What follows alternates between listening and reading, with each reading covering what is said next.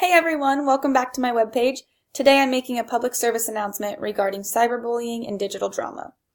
Cyberbullying is when someone uses the internet or any kind of technology to send intimidating, threatening, embarrassing, or cruel messages to or about another person.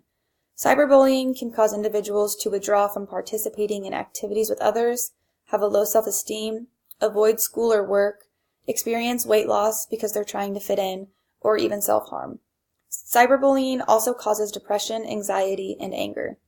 If you're being bullied online, there are different things you can do to help the situation. You can calmly talk to the bully and ask them to stop. If, however, you don't feel safe or comfortable doing this, talk to an adult that you trust. Also, stay or go near an adult when you are feeling targeted.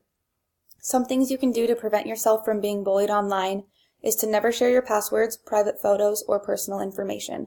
Don't post online if you're angry or upset, because you can't take it back once it's online.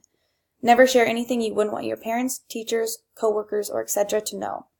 Finally, when making comments on someone else's posts or status, remember to treat them how you'd want to be treated.